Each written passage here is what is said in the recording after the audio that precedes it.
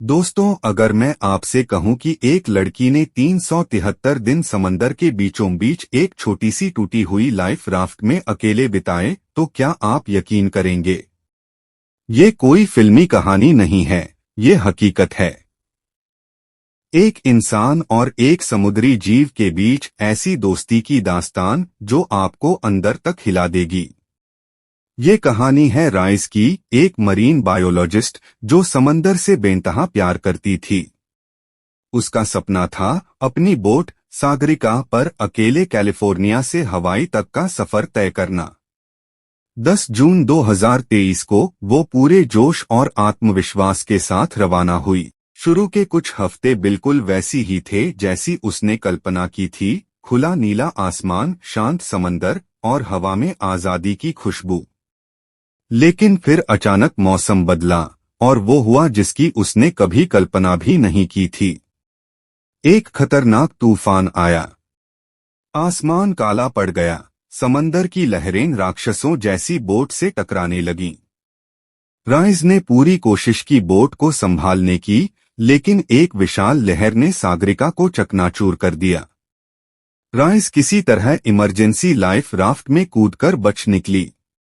जब तूफान थमा तो चारों ओर सिर्फ टूटी नाव के टुकड़े थे, और वो खुद अकेली उस छोटे से राफ्ट में समंदर के बीचों बीच। उसकी बड़ी बोट, उसका सपना, उसके सारे सामान, सब कुछ समंदर निगल चुका था। अब उसके पास बस कुछ दिन का राशन और थोड़ा सा पानी बचा था।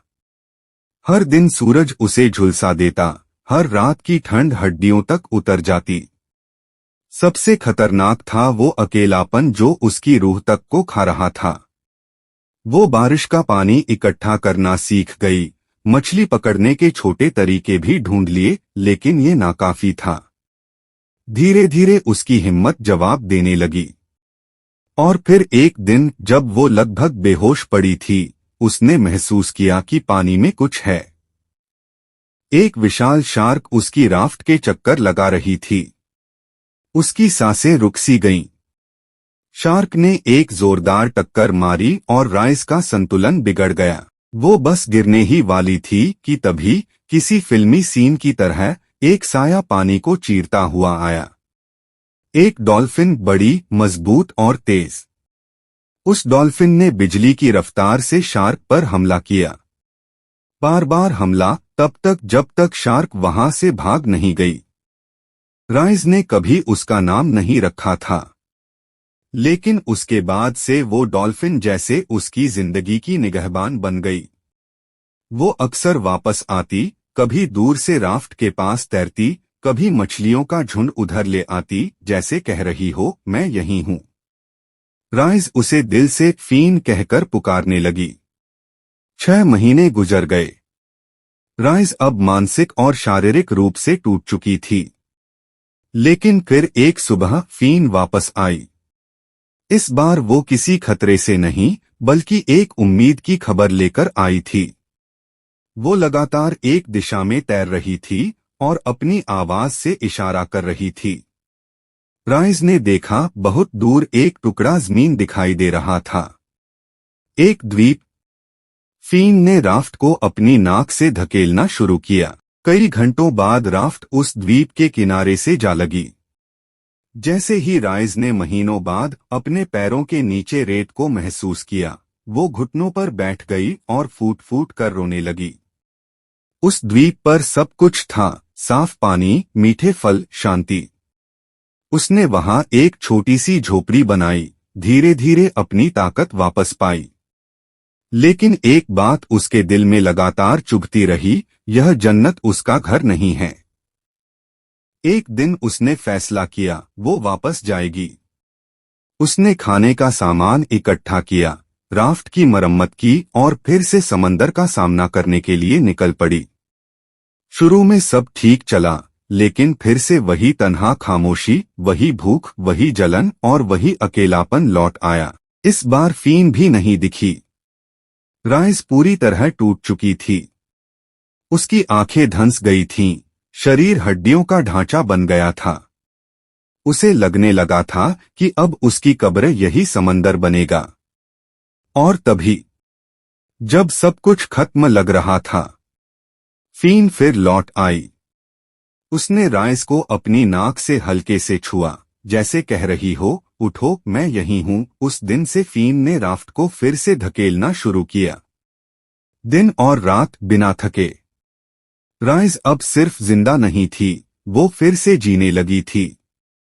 एक रात जब राइस ने हिम्मत करके पानी में हाथ डाला, फीन ने पीछे हटने की बजाय उसे अपना सिर छूने दिया। उस अंधेरी रात में इंसान और डॉल्फिन के बीच एक खामोश वादा हुआ। और फिर वो दिन आया। 17 जून 2024, घर से निकले पूरे 373 दिन बाद, जब दूर समंदर में एक जहाज दिखाई दिया। राइस ने अपनी आखिरी ताकत से चिल्लाया। जहाज ने उसे देख लिया। बचाव टीम ने राइस को राफ्ट से निकाला, लेकिन सब हैरान थे। एक जिंदा इंसान जिसे एक डॉल्फिन ने जिंदा रखा था। राइस की आंखें फीन को ढूंढ रही थीं। वो पानी में खड़ी थी, चुपचाप उसे देख रही थी। राइस ने चिल्लाकर कहा, थैंक यू फीन, मैं तुम्हें कभी नहीं भूलूंगी। फीन ने एक लंबी आवाज निकाली और फिर समंदर की गहराई में गुम हो गई। राइस वापस आ गई। उसकी कहानी ने दुनिया को हिलाकर रख दिया। एक इंटरव्यू में जब पूछा गया कि वो कैसे बची, उसने कहा, लोग कहते हैं कि विज्ञान हर सवाल का जवाब देता है, लेकिन कोई विज्ञान ये नहीं बता सकता कि एक डॉल्फिन ने मुझे क्यों बचाया।